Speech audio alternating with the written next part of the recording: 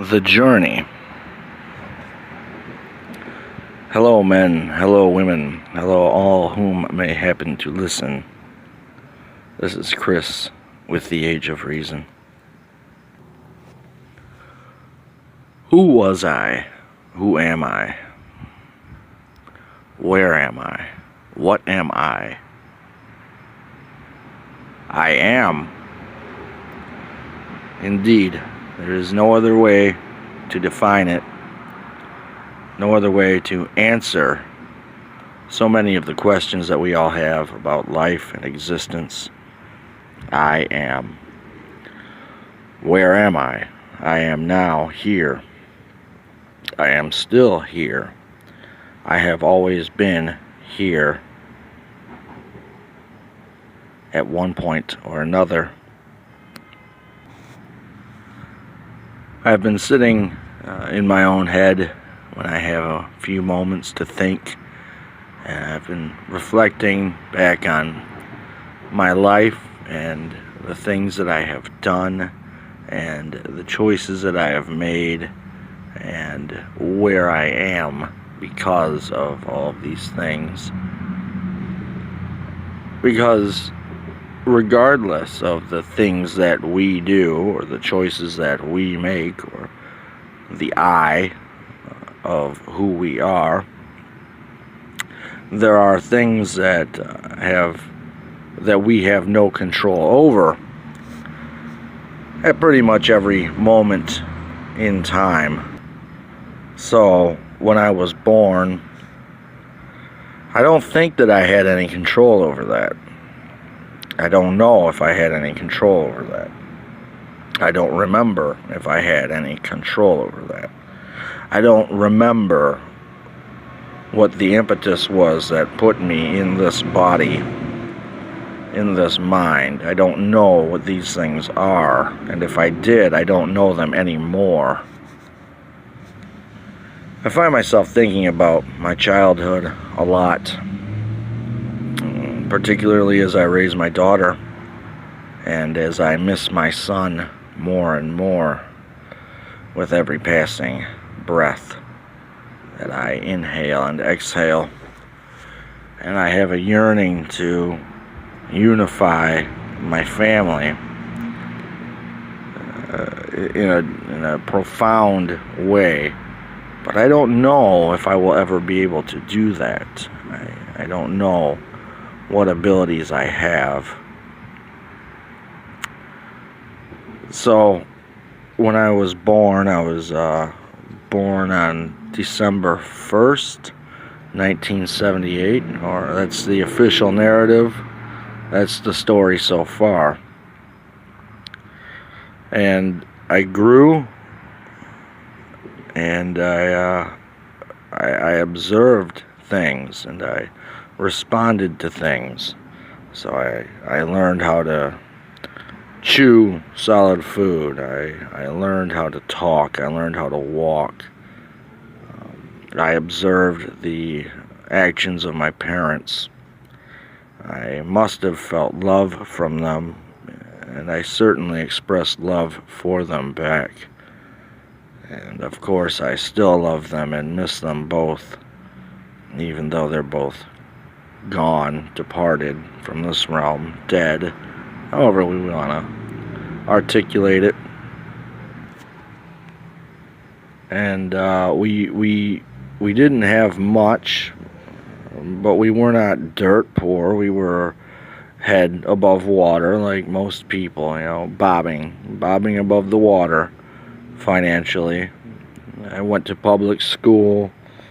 I didn't like it. I hated it. I still remember being a small boy and talking about how much I hated to go to school, even at kindergarten and first grade. I still remember crying as I got on the bus as a little boy, probably a toddler it seems. A little boy getting up on the bus, the short bus to go to young fives, kindergarten, first grade. I would come home at the end of the day, and my mother would ask me, how school was, and I typically express that I couldn't stand it, and I'd rather be home, because home is where the heart is. My heart was at home with my family. I never cared to be surrounded by other people that didn't have the same interests as I. I never cared to have someone sitting in a front desk telling me things that I was supposed to absorb and take in and learn. I didn't care being chastised for things like talking in class or playing with a GoBot or Transformer in class, or falling asleep in a very boring history book. I didn't enjoy feeling embarrassed when mathematics were too complicated for my small mind. I didn't enjoy feeling embarrassed when I couldn't find a book that I borrowed from the school library and it was the day to take the book back. And all the class waited and looked at me as the teacher told them to do, while I struggled through my desk, which was packed full of paperwork, papers, and drawings, homework, whatever it is that was in there. Stupid school books, just full of wealthy, not wealth, but full of information that I didn't even retain. The trivial oddities they force you to attempt to absorb at such a young age. It was all really stupid, and it still is today. I don't understand why people would ever willfully wish that they, could put their children into these systems, these programs. But people do. And they usually have some kind of way to rationalize it, Well, I can't do it myself. I can't teach this person all these things. How could I teach them history? How could I teach them math? How could I teach them how to read? How could I teach them spelling? How could I teach the English language, the very language which I use every day? How could I teach this? It's an absurd question right there, just like that. How could I teach English? How could I teach language, even though I use it every day? A carpenter doesn't use a hammer to drive a nail, and he never once says, how could I ever teach somebody how to use this hammer to drive a nail? I know how to do it, but I don't know how to teach it. Nobody would ever say that about anything. And yet we still, people do say these things. I could never teach somebody how to do addition, subtraction, multiplication, division, and of course the scary word of algebra, which is not that complicated at all. There's different forms of it, but it's all one form of mathematics.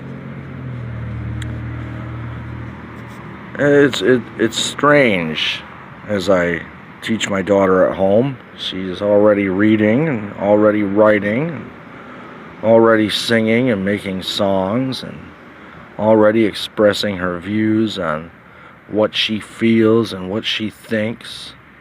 She's already making funny jokes, and she's already getting all the family jokes at the dinner table.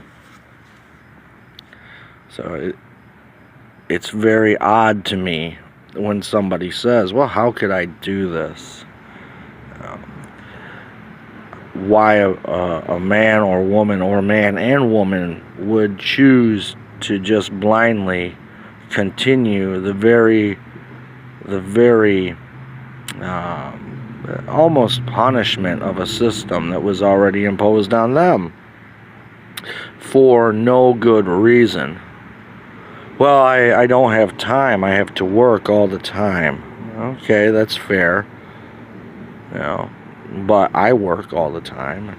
I still find plenty of time to teach my little girl everything that so far she needs to know, and I'm confident that I will be able to continue to teach her everything that she needs to know, regardless of how much time I have left on my hands. What is my free time for? What is my free time for?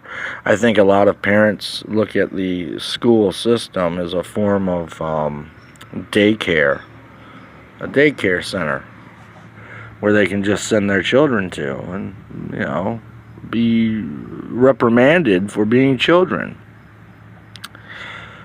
Of course, by the time many have reached high school or even middle school, they've already kind of determined whether or not they're going to subscribe to applying themselves for more and more school work and so-called education. Many people start work very early, typically probably around 14 years old, I would think. That's when I got started. Like what does it mean to just continue to go to these systems and try to absorb the information that they're giving you? It's the same as watching television. You watch a movie, you watch a boring TV show, whatever it is. If you can't handle it, you can't handle it. If you can't stand it, you can't stand it. If your children can't stand it, then your children can't stand it. Why would you continue to give them something that they can't stand? Mental poisoning, brainwashing, trauma, bullying, teasing.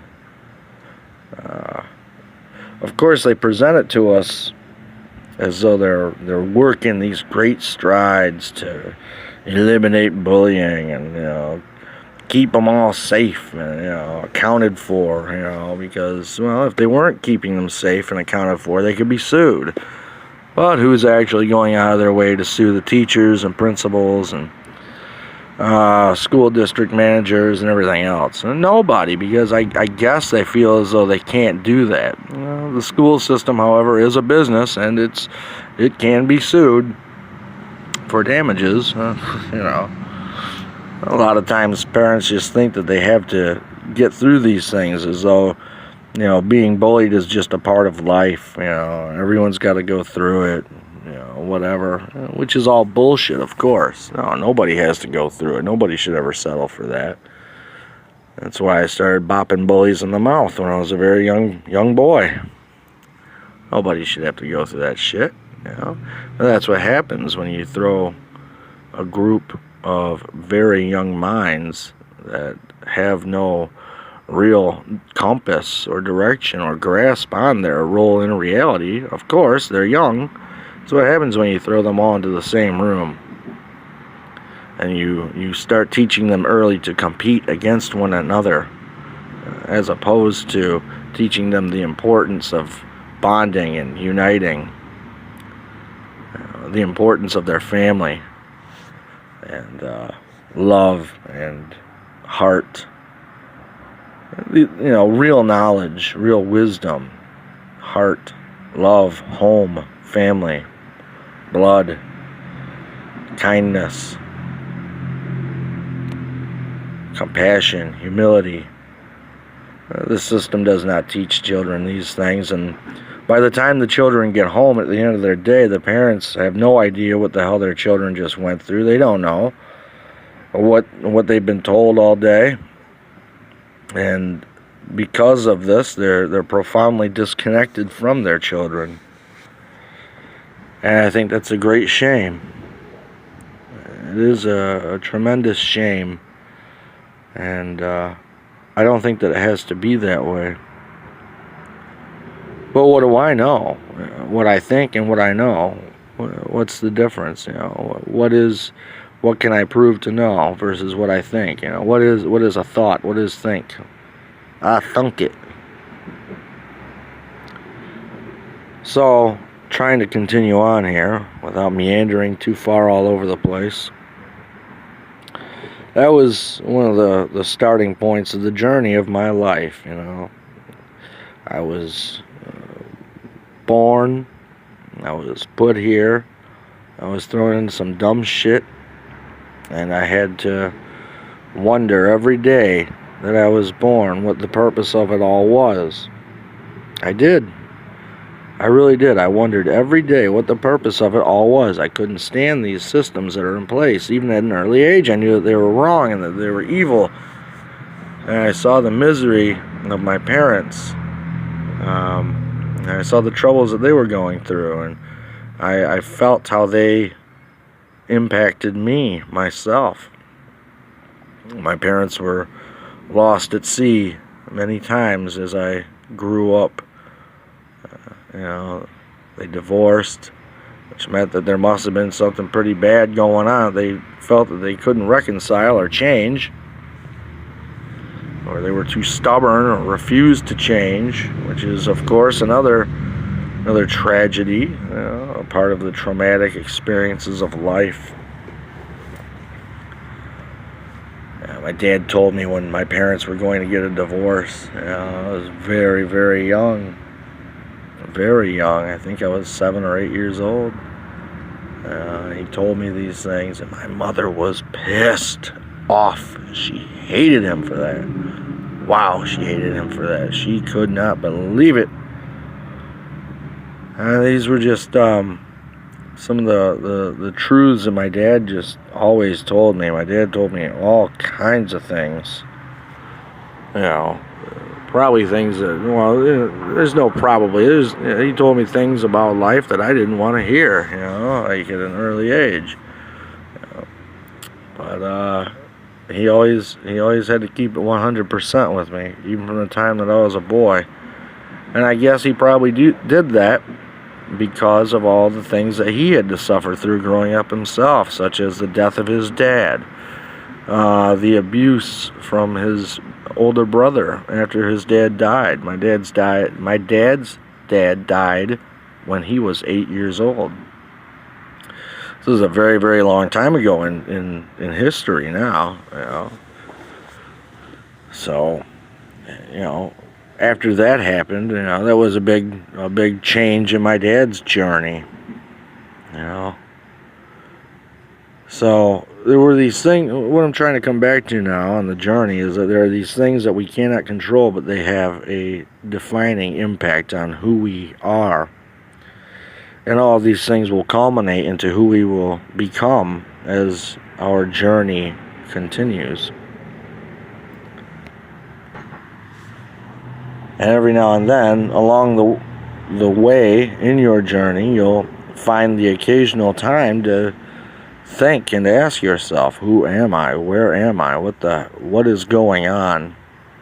What time is it really? Where am I in time? Remember the Iron Maiden album, Somewhere in Time? Where am I in time? What is time? This journey that we're on, what is it? What is it really? Does anybody know? Like I say, we think that we know. We can identify that everything is holographic and that it's a reflection back. Everything that you see is a reflection back based on how light hits something and then shines into your eyes. These two portals on your skull. Or in the case of some people, just one. You have one eye. And then, of course, there's the blind who can't receive this information at all. Yet they still experience the journey. And they still have the same questions. Who am I? What am I? Where am I? What made me blind? How come they can't repair the blindness?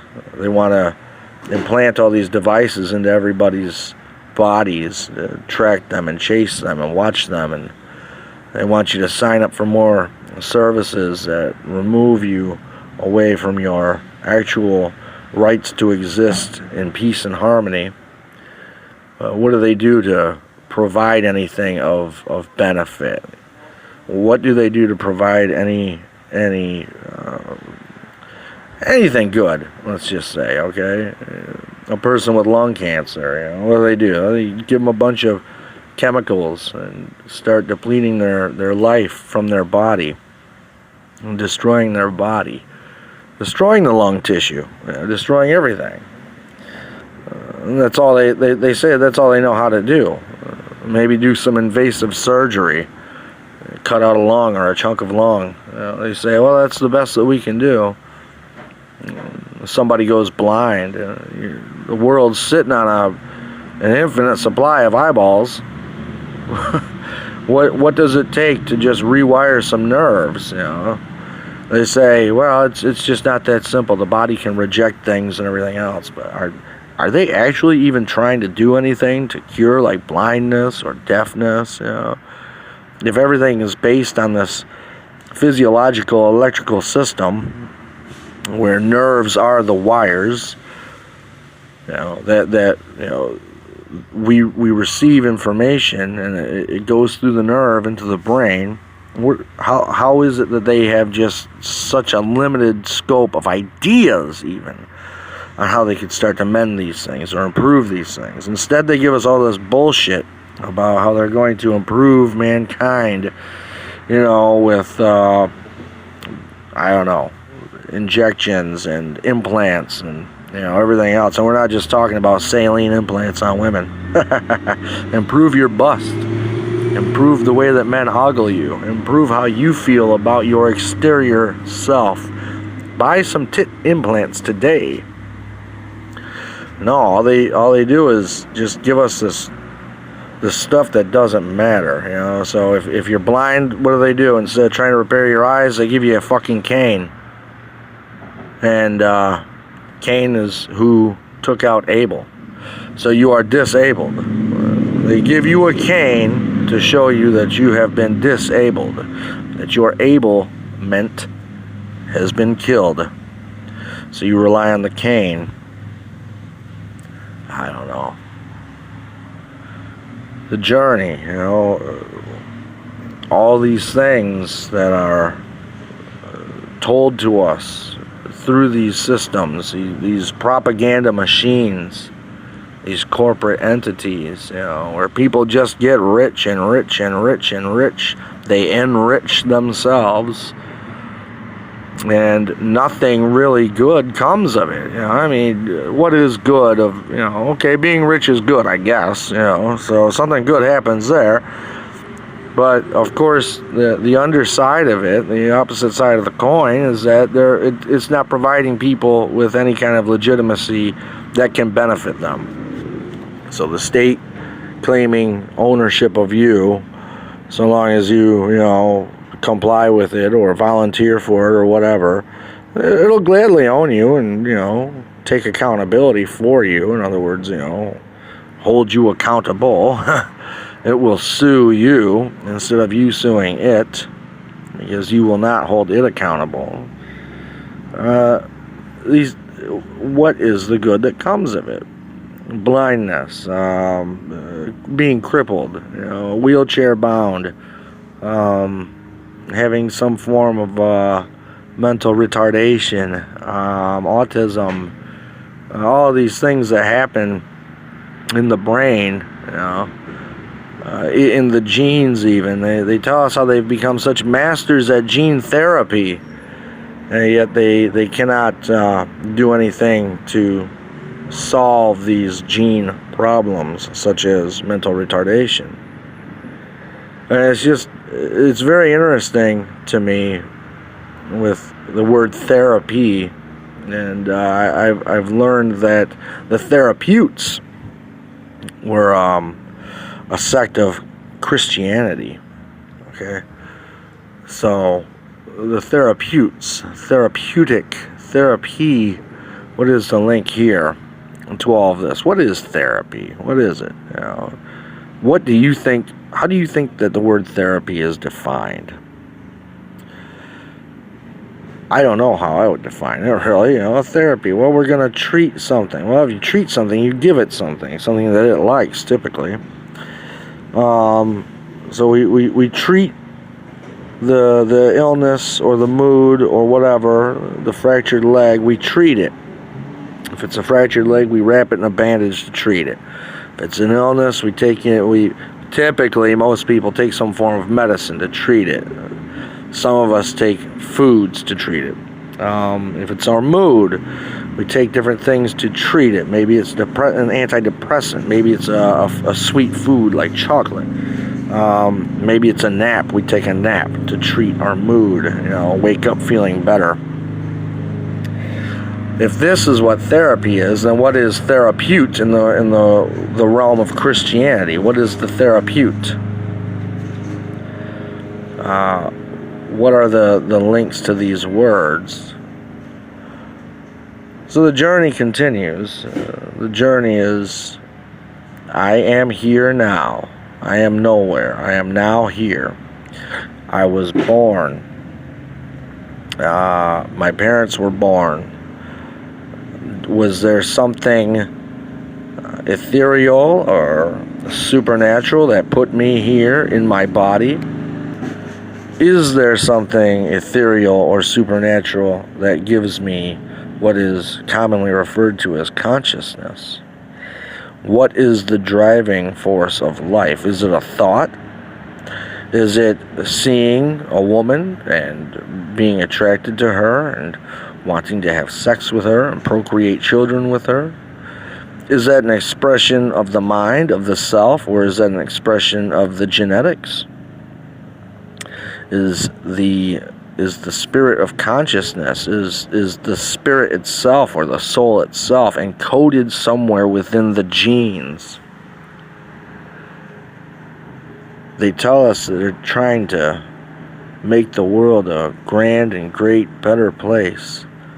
But what was wrong with it to begin with? Where did mankind decide that the journey was about changing the root of reality and life itself? How far back does this go?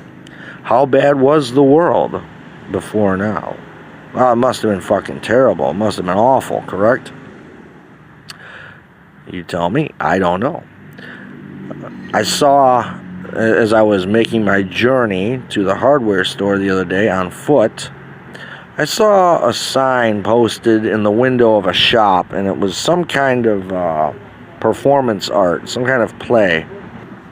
And I don't remember what it was, but it featured a Chinese or Asian, well, a Chinese woman dancing. And I can't remember, I think she was in like a pink dress. And she was doing like a ballerina style dance in the image.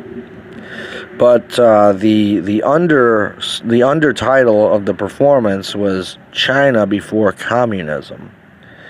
And all I could imagine, I initially thought, well, it was of course way better before communism.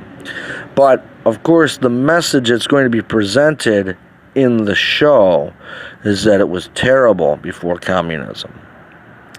I can just write that, off the top of my head without seeing the show. And so if I'm wrong, I'm wrong. But they don't ever tell you anything that's actual truth. So, the story of China before communism. Of course, what are they going to show you? They're going to show you that it was a bunch of corrupt leaders. What's a Chinese dynasty ruled under? A king, a Khan.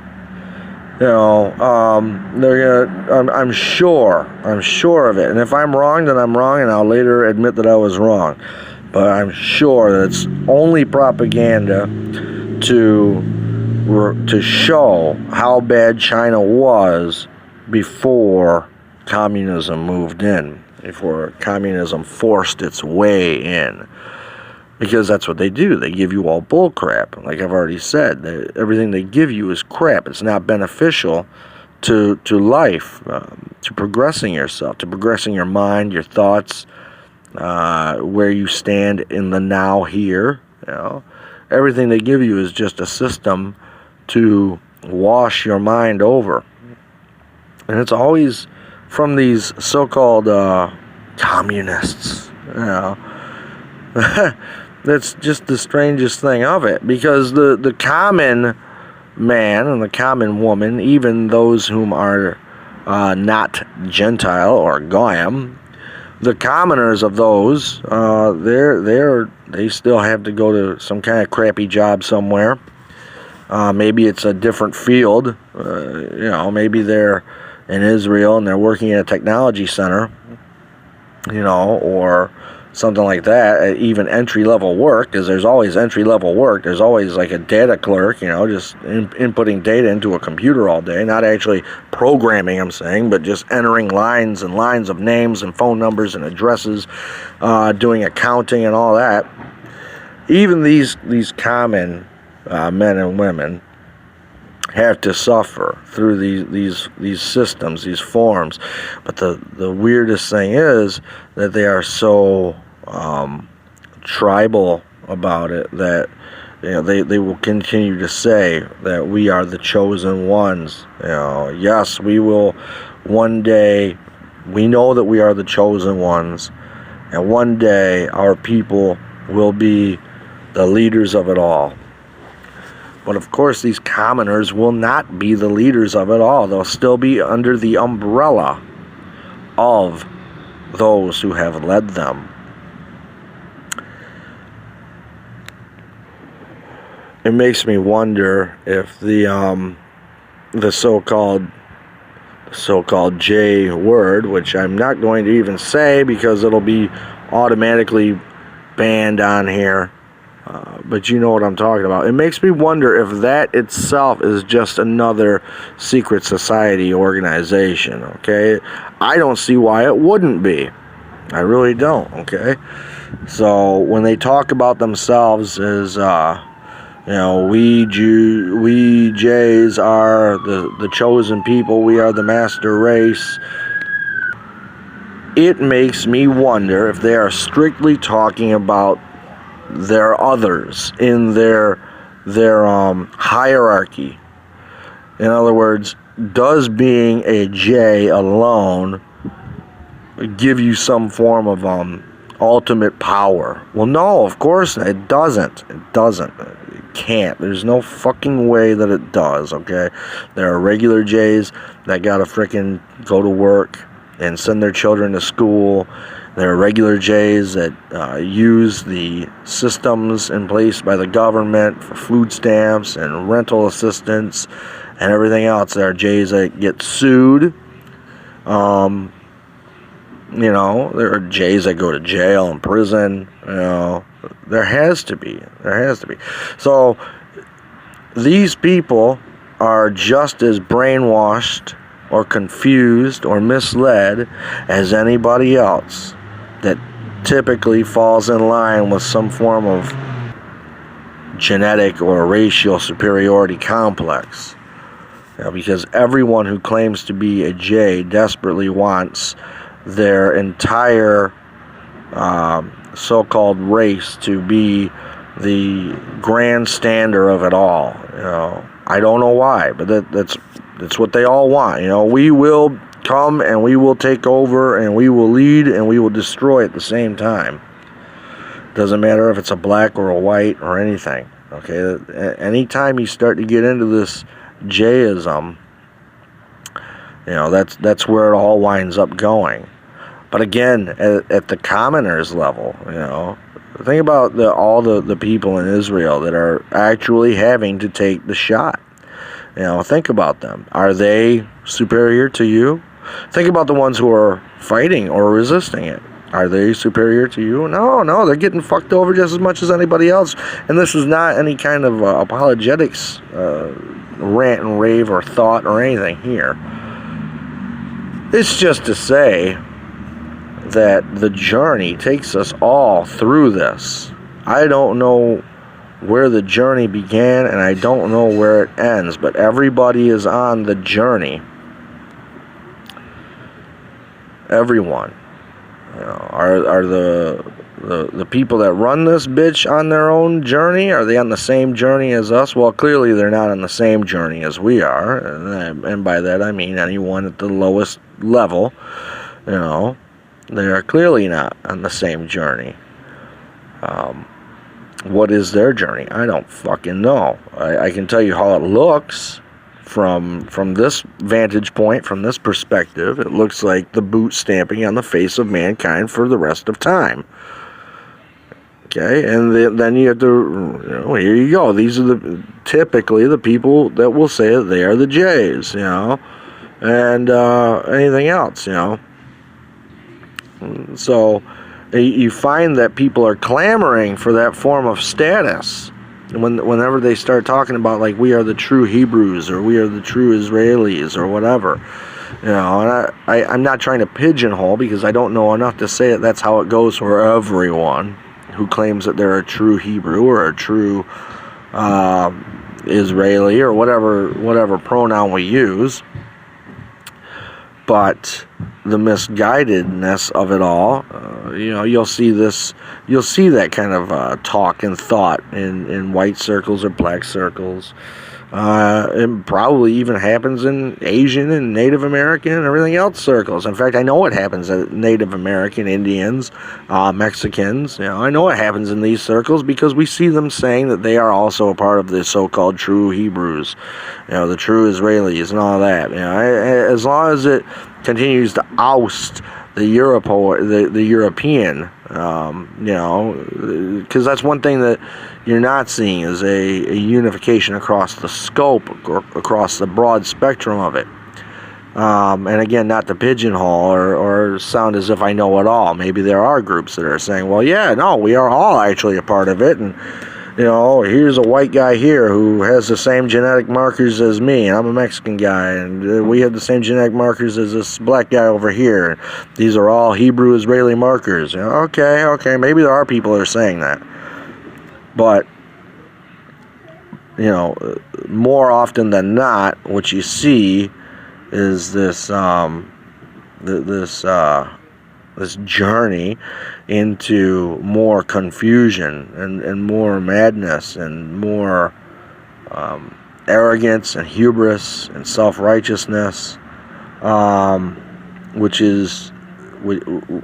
has an impact then on everyone on the journey. Because, as I said earlier, there are choices that are made that happen that impact you regardless of whether you had a role in them or not.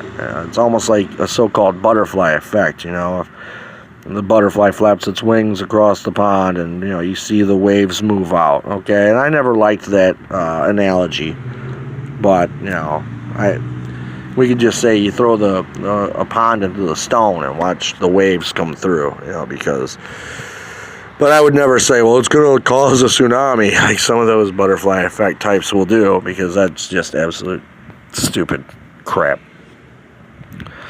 But the journey, all these things have happened to me, and these things have happened to you and everybody that you know, and it affects your journey. It affects who you are in the now, where you are here and now, in the nowhere. Because you are in the nowhere. You are in the now here, and that's it. So I kind of trailed off. I'll try to bring it back. These things are propped up. These things are created. These systems, these rackets, because that's what they are.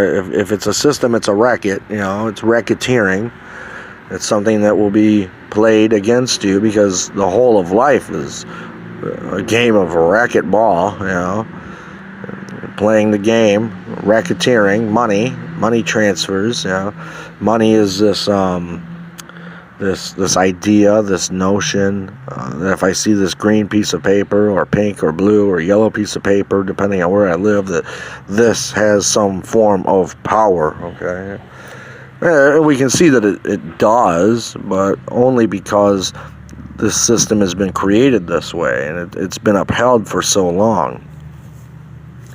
Like I said a little while back there, when did mankind decide that the world was all wrong and decide to start implementing all of these things and systems and trains of thought, things like that? I want to decide that, mankind is easy to sway, so I might as well start swaying mankind. Hey, let's all get together and start swaying mankind. Let's go ahead and create this stick and put some markers in it and call it currency, because that happened.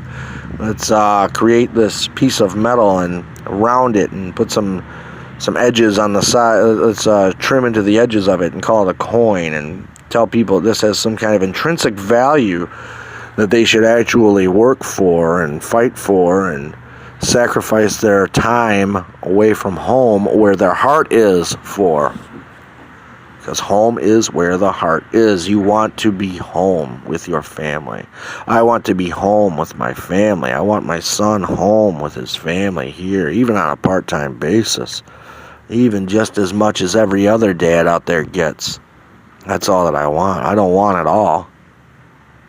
You know, I don't want it all. I don't want all of everything in this world. I don't want all of it. I don't really want any of it. I just want what counts, and that is family, the heart, which, of course, then I can help navigate the journey. You know, I could help my son navigate his quest through the journey, and he would help me navigate my quest through the journey, and his sister. You know, they could all help each other navigate the journey.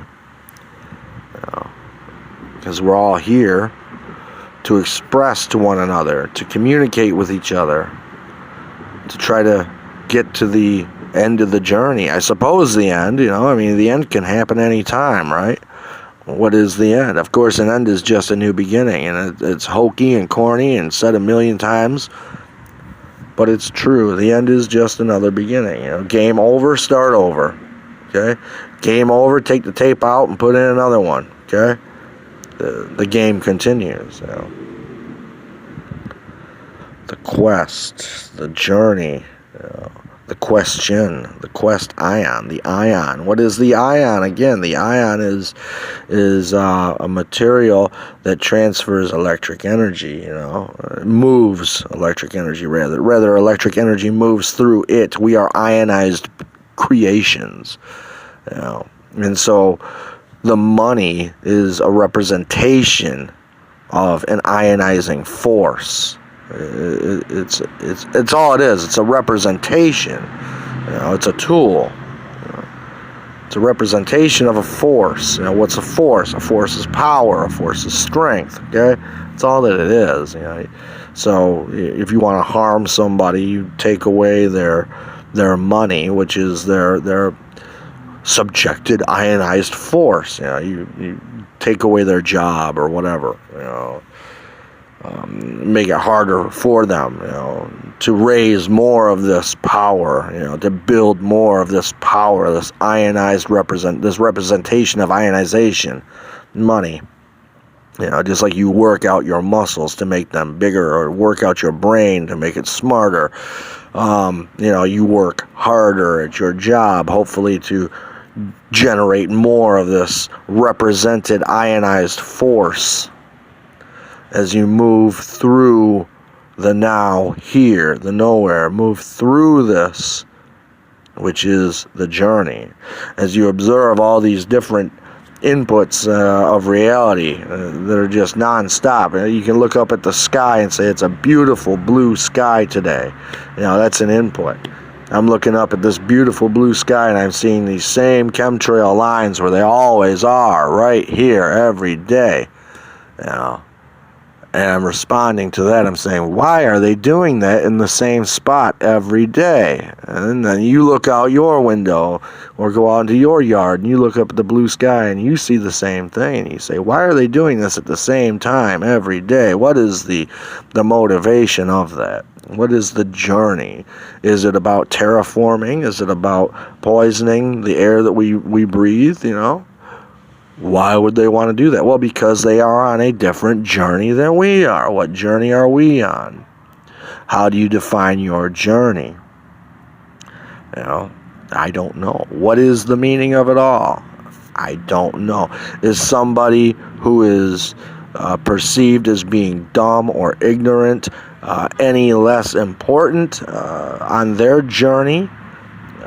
Are they any less important when you have to interact with them through your journey? You know, it's so easy to ridicule and mock, but that brings you back to the school days, the school haze over your mind, where mockery and ridicule was perpetuated against you, or perhaps you perpetuated on others, as you were starting to learn your place in the journey. as our parents have all died, or our parents will die, or our grandparents will die, or our grandparents have died, or our pets have died, and then we are left on our journey, still here for now. But their journey ended. And what was the outcome of it? It threw you for a loop, of course. You shed many tears, or you got angry, or you felt internalized resentment that there was nothing you could do, or you could have done more. And it changed you for a moment in time. And that moment may have been a stretch of years, it may have been a stretch of days. It doesn't matter. It changed you for a moment in time. Does any of this make any sense? I'm trying to keep it on track here, but I can't tell. My mind is just going on a journey as I say these words. So as they continue to shape this, as they continue to plan, rather, and oftentimes poorly execute their plan, which is what's going on right now. They're very poorly executing their plan for herd mentality and herd vaccination. They're very poorly executing this right now, which is obvious because they have to keep telling you that you are going to kill somebody around you just by coughing or breathing or sneezing or taking a dump and not flushing the toilet at work, whatever it may be. They have poor execution on these things. They don't think them through enough. But at that same time, does anybody properly think things through on their quest, on their journey? Or are they just kind of flying by the seat of their pants too? Well, we can speculate. Does that speculation take us off course of our journey? Either way, we have to make this journey.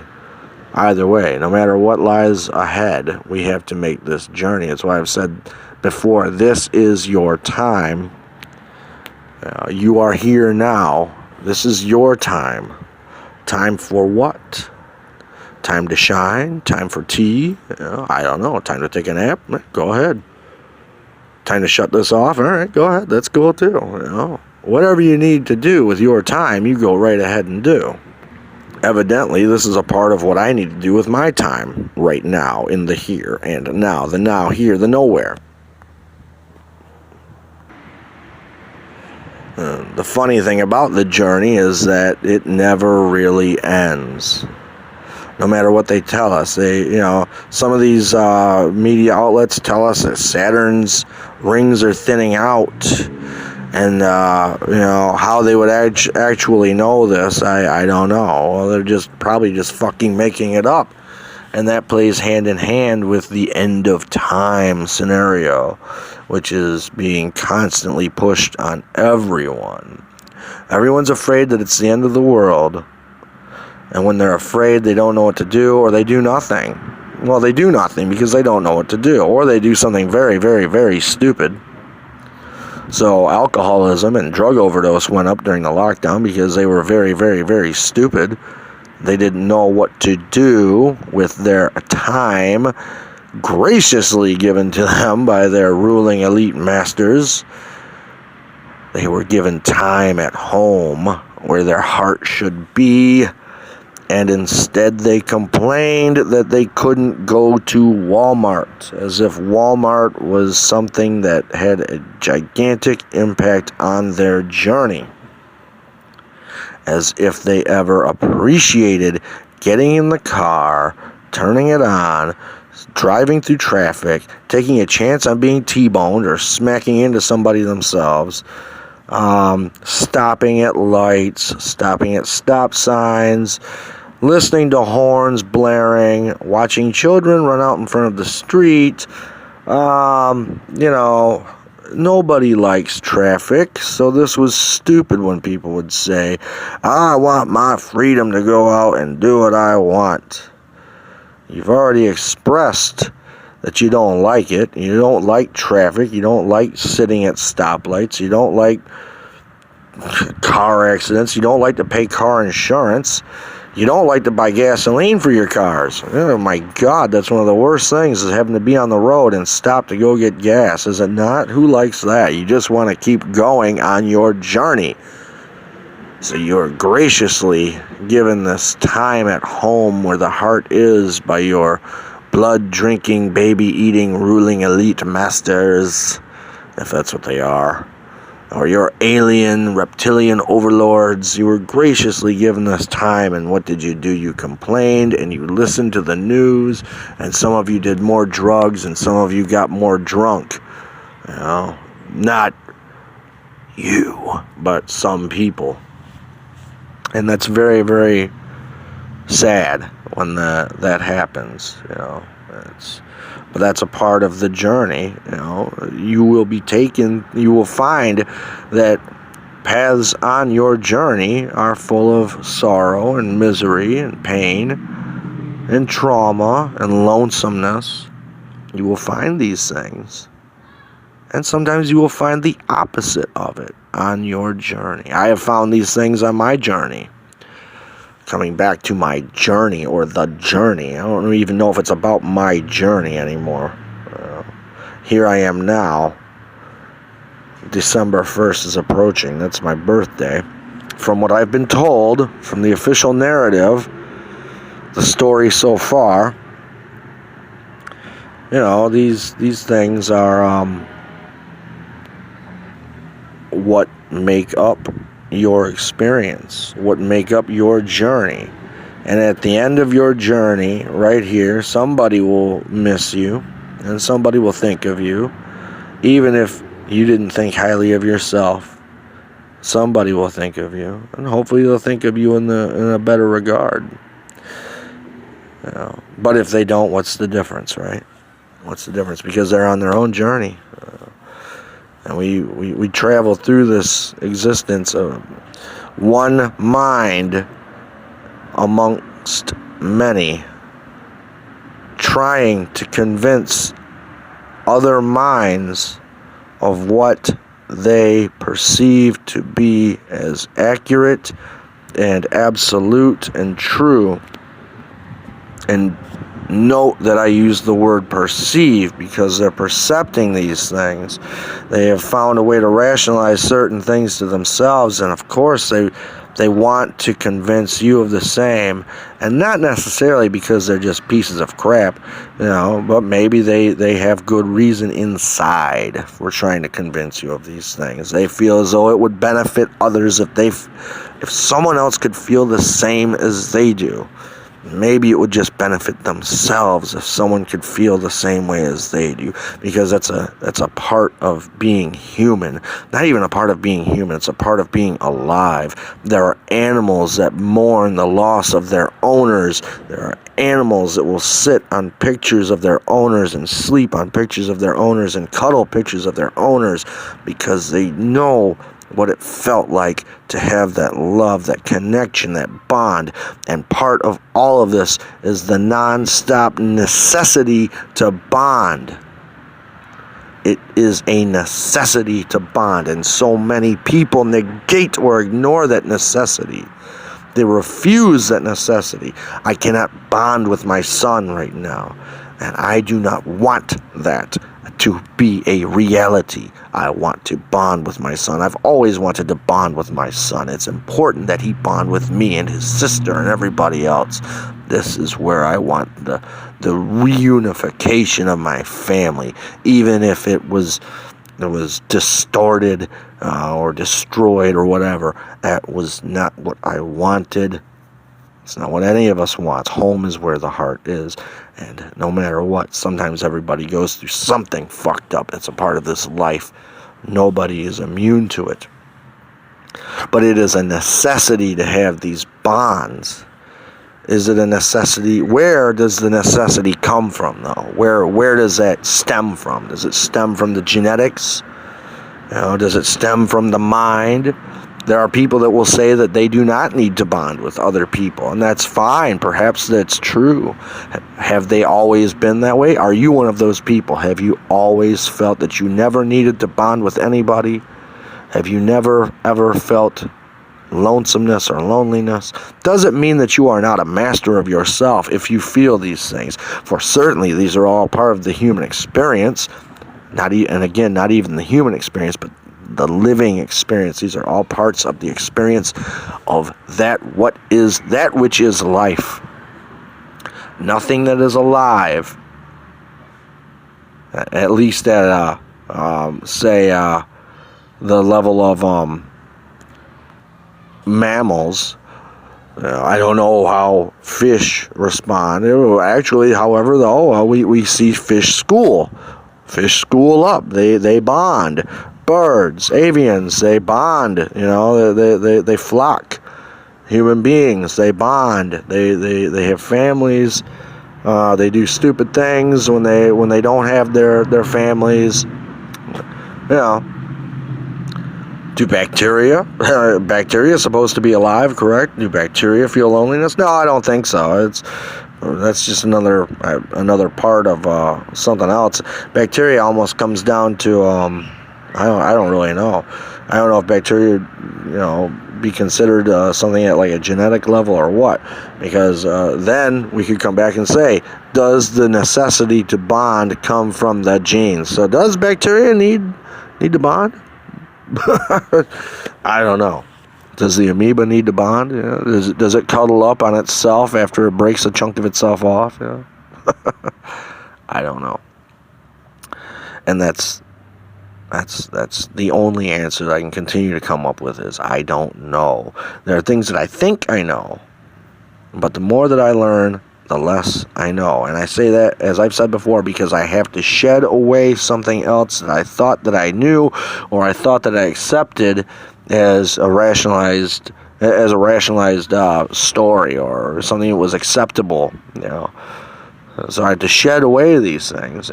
Think of the sculpture of the man shedding away weight from his body. Where it was a large man, and starting from head working down is a smaller, thinner man. He's carving away these things, and that's kind of what religion, tries to do. Is it tries to filter certain things out, it tries to rationalize away all of the bad things that happen in this world, but then at the same time it seems to fundamentally support all the same bad things. So the intolerance, the division, the hostilities, Hey kitty. Lovely kitty going through the yard. What am I talking about? This is just a part of my journey for the day. What am I talking about? Do you ever talk like this?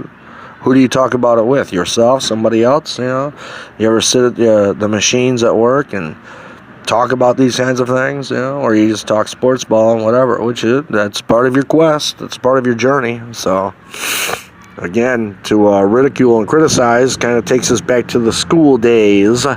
The days lost in the haze, when all you wanted to do was go back home to mom and dad and your brothers and your pets and your sisters and everybody who loved you. When you ridicule and pass judgment and mockery, and of course none of us are obsolete. None of us are immune to these things. Again, does admitting that you do these things make you not a master of yourself? What is the master? The master. What is the master? What is God?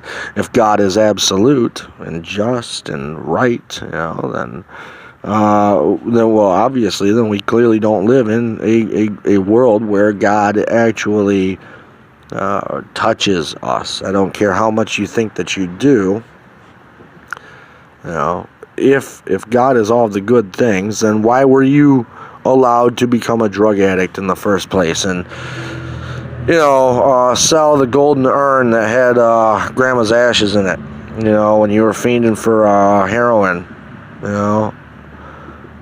Well, the free will. Well, there we go. Okay, so you just had the free will. And this is how it goes. Everybody, they say, has this free will on their journey.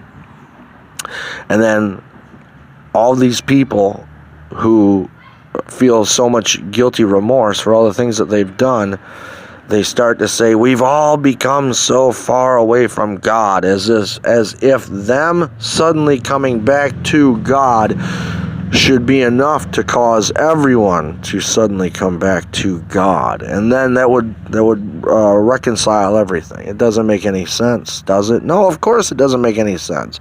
God is not what brought you away from your self-destruction. The word demon is not in the Bible, so the demons that torment you can't be biblical, right? Come on. How much of your spirituality or religion do you actually know? What do you know? You know what you feel, yes? You know what you see, yes? In this holographic, three-dimensional reality. That's about all you can do. You can just report. You can just observe and report. At the end of your journey, do you have to report what you observed? I don't know. You know? I don't know. They say that you do. They say that you go up to the pearly gates and you got to report back to St. Peter, and they go over everything that you did, just like they did at school, and your school days and your work record and everything else. They go over it, and then they decide if you're allowed in or not. And then if you're not, I guess you go and burn and suffer. Which is, no salvation, no forgiveness, right? Yeah, because, once you've decided that you're so guilty and you have come back to God, once you do that, that's your get out of jail free card, right? That's your get out of torment free card, And that then goes along with the ridicule and criticizing others and everything else. I found God. This whole world has strayed so far away from God. It's your human living duty to stray out of these things, particularly if you never even knew them to begin with. Everyone has a human right to error, to make errors, to fuck up. Everybody, it's a part of it. It's a part of the whole experience. Let's say that you think just to watch the universe expand, you're gonna see all these things happening. You can watch it expand. I guess it's a part of your journey. You can try to influence it if you like, but clearly, trying to petition God with prayer isn't really doing anything. Not on the whole of it. I don't think that. I don't know if people are just not praying for these evil elites to magically not wake up or not. I think that if you were going to pray for anything, that would be a good thing. If you wanted to see some kind of change that you so desired in the world, that is, okay? So instead, people say, I prayed that I could put down the bottle. I prayed that my mom would put down the bottle. I prayed that, I could put down the needle and spoon. And then I put it down, as if the prayer was what did it and not their resolute self. Okay? Nobody's hearing the voice of God. And maybe it's not fair for me to say. Maybe you are, but it just doesn't make sense why God wants to speak to only one or two people, a couple people at a time, same as the Bible, and then we go back to Jayism, and the true this and the true that, the true Jays, the true Hebes and whatever, which all desperately want some form of superiority over somebody else. The quest.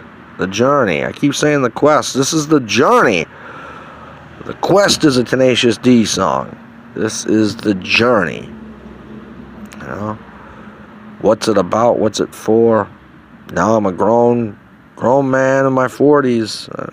Started off being born, and I made it this far along the journey. I can only hope that I have 40 or more years to continue on the journey, for my sake and my children's sake, because home is where the heart is. Well, home is where the heart is, and home is on Earth, and Earth is an anagram for heart. Oh boy. Well, I'm gonna go ahead and jump off this one. Hope you guys listened. Thank you for listening. And just do me a favor and throw me some comments. That's all. Whatever you want to do. Pass the salt if you can. And if not, no big deal. And what is the salt? The salt is the ion. So that represented ionized force. If you can pass it, go ahead. If not, that's all right. Got a couple projects going on. The scooter needs some work right now, and I'm just not generating enough represented ions at this time yet.